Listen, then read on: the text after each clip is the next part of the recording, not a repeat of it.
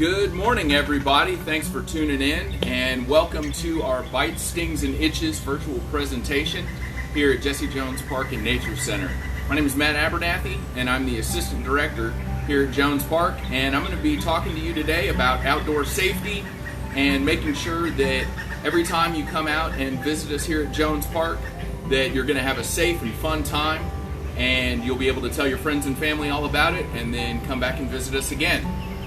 A couple of things to remember when you come out here and visit us at the park are make sure to follow our rules, stay on our trails, and to practice leave no trace when you're out here. That means that when you come out here, you can take memories with you, you can take pictures with you, but you don't want to take anything out of the park. All of our plants and animals are protected here at Jones, and so you can take those memories and photographs with you. And then all you want to leave behind is your footprints.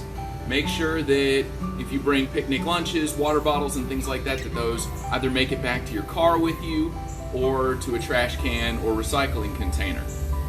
Now, as you can see in front of me, I've got a few displays here, and I'm going to talk to you about some of these different items that we have out here on the table.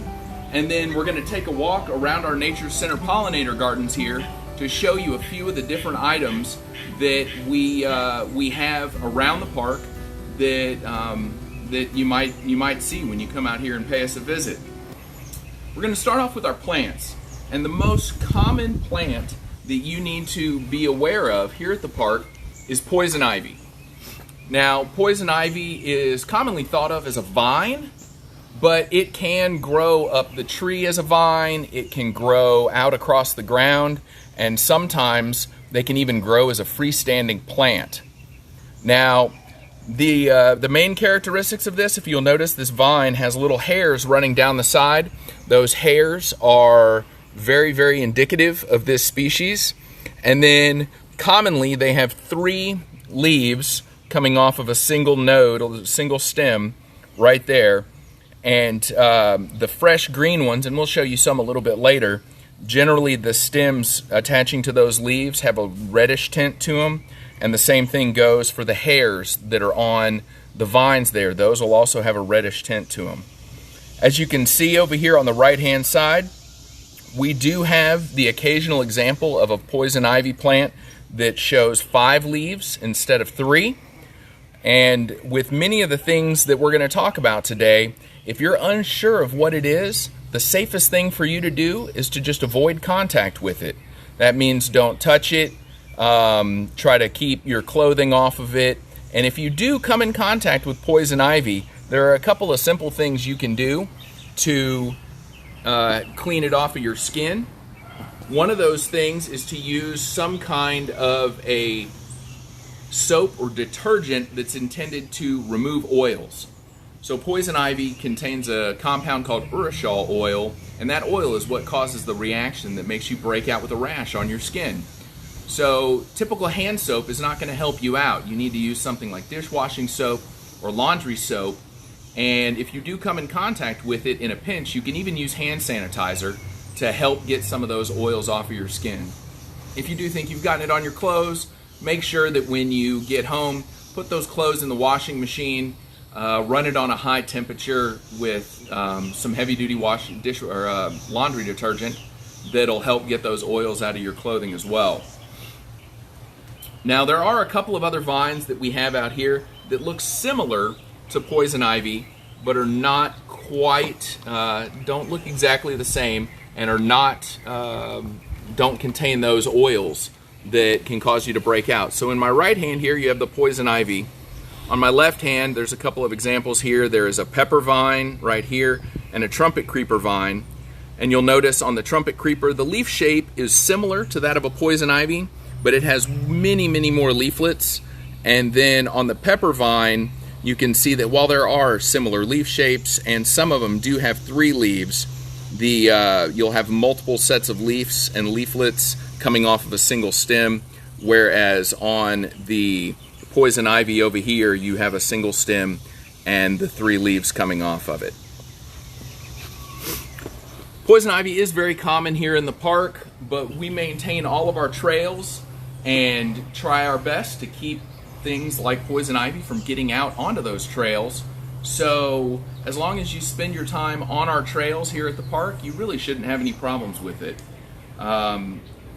Please be very careful when you're working in gardens around your house, because the compound, the Urushiol oil in poison ivy, actually can be found on the leaves, the stems, the vines, and even the roots. So if you're working in those flower beds and things like that, you may not even see poison ivy, but you could get it on your skin if you happen to have plants there, and the roots are there in the ground and you come in contact with them. The other types of plants that you need to be wary of out here generally have some kind of thorn or stinging hair on them. We'll have some of those later that you can take a look at, but some of the common ones include coral bean plants, greenbrier vines, the dewberry and blackberry vines, and then we also have a couple of different types of stinging nettles that we can show you. The most common here is the Carolina horse nettle, but then we do also have a Texas bull nettle as well.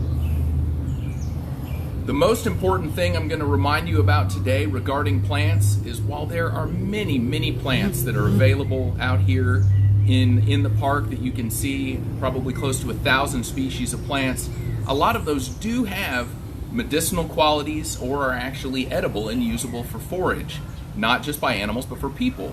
But there are also a lot of types of plants out here that have fruit or leaves that are very poisonous to people. And just because you see wildlife eating some kind of a plant out here does not mean it's safe for you. So you should never, ever, out in the park or anywhere, just pull a leaf or a fruit or a berry off of a plant and eat it, because it is there is a chance that it could be something that's actually very poisonous and could make you very sick. So now that we're past the plants here, we're going to go ahead and jump into some different animals and show y'all a few of our smaller animals out here that are very common for us to run into, and then we're going to talk about some others. So the two biggest nuisances that we have in the animal world out here that are most common for people are going to be mosquitoes and horseflies. Now, many of us are familiar with mosquitoes, and one of the best things you can do to prevent those from being around your home is to make sure that you don't have any kind of standing water around your house. That could be something as shallow as a dog food dish or a cat food or dog water or cat water dish that's left outside, the insides of tires, any kind of bucket, any container that contains water that is not moving can be a breeding ground for mosquitoes. So the best thing you can do if you notice that you're having a mosquito problem around your house, make sure to go ahead and empty those containers out and eliminate that standing water. There are a lot of different kinds of mosquitoes out here, and you know, they can be a problem even when you're out visiting the park or something like that. Sometimes the best thing to do is either to wear long pants and a long sleeve shirt. That can be a little difficult here in Texas in the summertime. It gets a little warm out here. But many of our different insect repellents are very helpful, and you can actually even buy clothing now that has insect repellent infused into it to help protect you from some of those biting insects. Another one that we actually have an example of here is a horsefly. Horseflies are a very large species of fly, and there's horseflies and deer flies out here, and they're members of a biting fly group, and they can cause a pretty nasty bite. They're not common all year round out here, but they do happen to be around right now. So when you're out walking around in the park and you notice that something is buzzing around behind you, it is actually not a bee. Many people think that they are being chased by bees here in the park, but it's actually not a bee. It's horseflies, and they're coming up, and they will bite you, and it's not very comfortable. So you need to once again be careful while you're out here at the park, and be aware. Wear those long pants, long sleeves. Utilize insect repellent. And these guys tend to be more common in the shady areas of the park, areas with dense canopy cover over our trails. So if you stick to some of the more open and sunny areas, these tend to be less common right about now.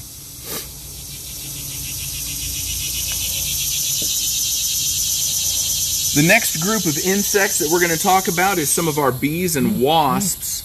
Now, most people are most common with things like the European honeybee that we have out here. Those are a very, very important pollinator, but people don't realize that all bees and wasps and a lot of different types of insects are really, really beneficial pollinators. Without those pollinators, we wouldn't have the variety of fruits and vegetables that we have these days. Now, a couple of these jars here contain some of our native bees and wasps. This one's fogged up a little, but this is actually a Carpenter Bee, and he's hanging around on a flower that was trapped in there with him. Now, these bees do have a stinger, and they have the capability to sting, but they won't do so unless they're harassed. These are solitary bees, so unlike our European honeybee, these live on their own, and they're not really interested in us unless we do something to try to threaten them. One of the most difficult things to do if you're around and you have a bee or a wasp flying around you is actually not swatting at that bee and trying to scare it away. Because what it's doing is it's checking you out, and things that attract bees are bright colors and really sweet smells. So, things like very fragrant deodorants, body sprays, colognes, lotions, or body washes all have that floral scent to them and might be attractive to these pollinators. Other things like certain logos or pictures on clothing that has bright colors mimicking that of a flower, something like what you might see here on our Harris County logo. You've got a circular shape here in yellow with some red and some blue in there. Those colors actually can be attractive to pollinators as well, and they may think, hey, is that a flower? And they're coming up and they're trying to check things out. If you leave them alone, they'll leave you alone, but when you get to that point where you start trying to swat at them with your hand or your hat or something, they can perceive that as a threat, and then that's a lot of times when people get stung. Now, another one that we have here, this happens to be a red paper wasp, and these are very, very common here. We have a lot of different species of paper wasps in the area. This one just happens to be the red subspecies, and they make those little umbrella honeycomb shaped nests that you find under the eaves of your houses and other locations like that. These will they can very aggressively defend their homes and their nests if they feel threatened, and really should be left alone and treated with caution. Now, this one here, all of these guys, we're going to go ahead and, at least our insects, we'll let them go afterwards. This one here has been in the jar for a little while and is not feeling very threatened. He's just hanging out and kind of cleaning things off. I'm sure he's ready to get out of this jar and go on his way. But even though these can sting and sting multiple times if necessary, they are still a valuable pollinator that definitely is good to have around. You just want to make sure to give them an appropriate distance, and that's kind of the rule of thumb for really all wildlife when you're out here in the park. The last one here, this guy is a type of mud dauber wasp. This is a narrow-waisted mud dauber wasp here, and these also have a stinger on the back, but they very, very rarely sting people.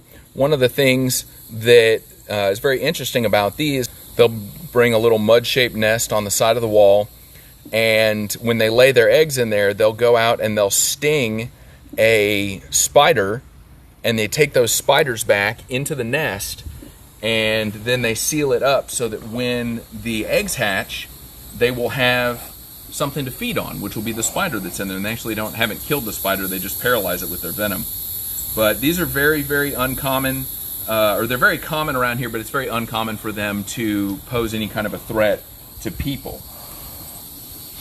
Now, one of the things that tend to really get people riled up, there's two out there. There's spiders, and then there's snakes. And we're going to go through those real quick so that we can get our snake friends back inside here, and they're not liking being in these jars. But first I want to show you this guy. This is just a little, let's see here, check my notes here. This is a variegated ground spider, and he's one of probably hundreds of species of spider that can be found in this area. And this one happens to be completely harmless, and that tends to be the case with almost all of the spiders in our area. While they do have fangs and are capable of biting, most of these spiders are completely harmless. The two that you need to be aware of are the black widow and the brown recluse. Both of them like nice, cool, dark and damp places. So wood piles or under different kinds of debris, potentially garages or air conditioning units. Black widows are very noticeable. They are a very shiny black color. They have some kind of a red marking on their abdomen. Stereotypically, it's referred to as an hourglass, but it doesn't necessarily have to be an hourglass.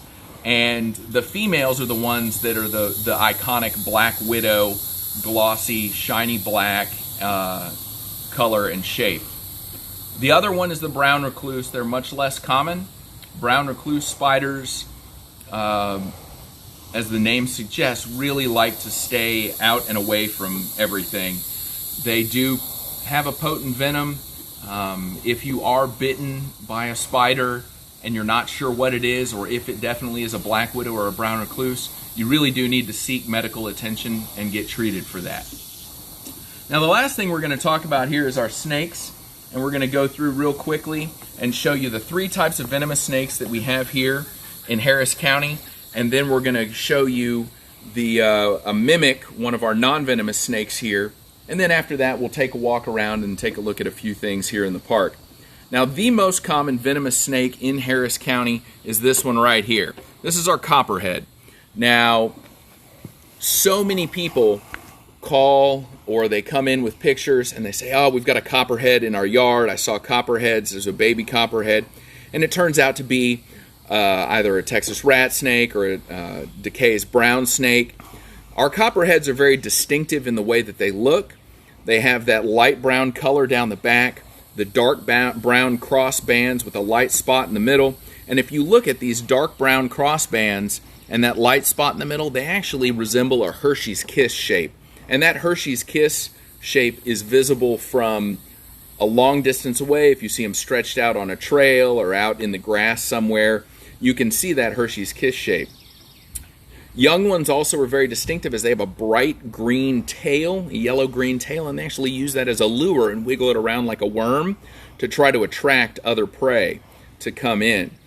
Now, even though these are the most common venomous snake out here, they tend to be the least dangerous. They're not very aggressive as long as you leave them alone. And as with all these other animals and plants that we've referred to, they are protected here in the park. And if you're not sure, you see something out there and you don't know what it is, the best bet is just go ahead and leave it alone. You can take pictures. You can bring those pictures up here to the Nature Center, and we'll be happy to identify them for you. You can send us the pictures via Facebook or Instagram, and we'll be able to identify them for you as well. But these are our most common venomous snakes here in Jones Park as well as throughout Harris County. Now, a cousin to the Copperhead is the Cottonmouth. The Cottonmouth is very commonly referred to as a water moccasin, and these guys are our only truly aquatic venomous snake. They love to be out and around the water where they can feed on things like frogs and fish, and sometimes they'll even eat other snakes. They're actually related to the Copperhead, and when they are babies, they actually look very, very similar. So the problem with these is so many people say that they see a cottonmouth or a water moccasin, but these are actually very uncommon, and we see many, many more of our non-venomous water snakes out here in the park than we do these cottonmouths. And that actually is why I have a model of a cottonmouth today, is because while we have been looking for a cottonmouth for a while to have on display for educational programs, we really haven't had any luck finding one. The identifying feature on these, they're going to be very heavy-bodied and stocky snakes. And on their face, they actually have a light color on their chin and jaw. And then they'll have this olive, brown, and green on top, and a very, very dark stripe right across the eye. Now, all of those markings and stripes are going to be horizontal. They're going to go parallel to the ground across the face, and you can see those. Our non-venomous water snakes actually have vertical lines that go across the mouth here, up and down. So if you see those vertical lines on the water snake's mouth, that is actually one of our non-venomous water snakes. These horizontal black line across the eye here is very indicative of the cottonmouth. And once again, as I said, they're not nearly as common as people think. They're also not nearly as aggressive as people think. These are very, very calm, docile snakes, and prefer to be left alone and not really have any interaction with people. Now, the last two I'm going to show you here, one is the Texas coral snake, which happens to be this one right here, and then also our western milk snake. Now, both of these are found in this area. In some spots around Harris County, they're actually very, very common. Texas coral snakes, which is this one on the right, generally have red, yellow, and black bands, and the red and yellow bands are touching, and those yellow bands are then separated by black. Now, you've many times probably heard the saying, if red touches yellow, it could kill a fellow. Well, a lot of times that can be true, but it's only applicable here in the United States of America, and also it doesn't take into account that a lot of times there are weird genetic variations of these snakes that don't follow that rule. So we really reiterate with these animals that if you're not 100% sure what it is, you remain completely hands-off. Just take pictures and let them be, because we don't want an accidental misidentification to lead to someone being bitten. Now, if you are bitten by a snake, if you don't know what it is, or if you're sure it's a venomous snake, go to the doctor. Go and seek medical attention. There are professionals in our area that do only that, treating snake bites, and they're fantastic at it. So make sure to seek medical attention if you are bitten. These guys are very uncommonly seen once we get to about this time of year. It is very, very common for these to be underground. So if you found one, it might be crawling around, but more often than not, it might be under a rotting log or in an old stump or in a wood pile or something like that. Now, these also, they love to eat things like small lizards and ground-dwelling snakes, but they are very, very secretive. I'm going to go ahead and take this guy out of the way here for a minute, and then we're going to take a look at our milk snake here. Now, this milk snake is a member of the king snake family, and he's completely harmless. I'm going to go ahead and take him out of his jar here for a minute and let him crawl around. Now, he's completely harmless and a member of the king snake family. You'll notice once again that he has red, yellow, and black bands, but those red and black bands are touching and are separated by the yellow. Members of the king snake family love to feed on small reptiles, including snakes, and these guys are very, very nice to have around because they'll feed on everything from rodents to snakes and just about anything in between. So they're a really cool critter to have around your house, and definitely something to keep an eye out for. So we've had a chance to take a look at everybody here, and hopefully you've enjoyed seeing all these different critters that we have here at Jesse Jones Park and Nature Center. Now, this is not intended to be a program that is going to make you afraid to get outdoors and enjoy our park. This is actually intended to be an educational program to help you learn more about what's out there and help you be aware that there are things out here that could pose a threat, whether it happens to be some kind of a bite or a sting or an itchy rash or something like that. But these animals have a place here. This is their home, and we are here to protect it. And so we just want to make sure that everybody stays safe and has fun while they're visiting. And so I think with that, we're going to come back over here, and I want to walk over and take a second to show y'all some poison ivy so you really get a good look at it, and then we will probably wrap things up after that. So if you'll follow me this way, we're going to take a walk over here.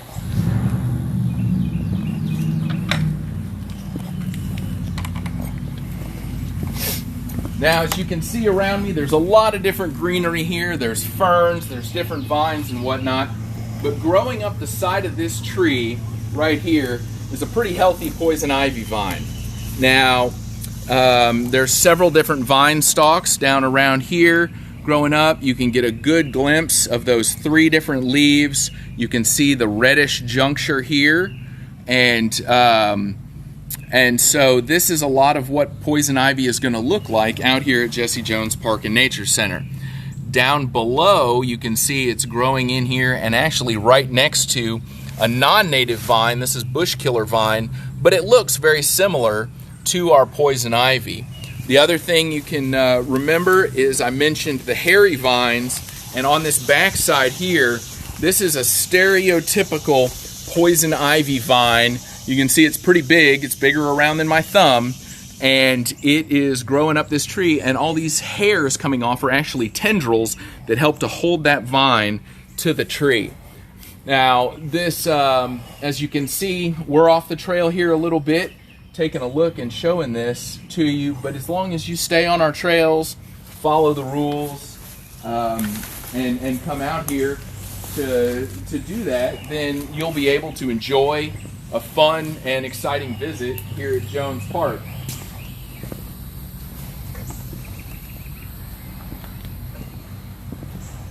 Have there been any, if anybody has any questions, I will check online here in a minute to make sure, and I can answer those. And our Nature Center is open daily, 8 to 4:30.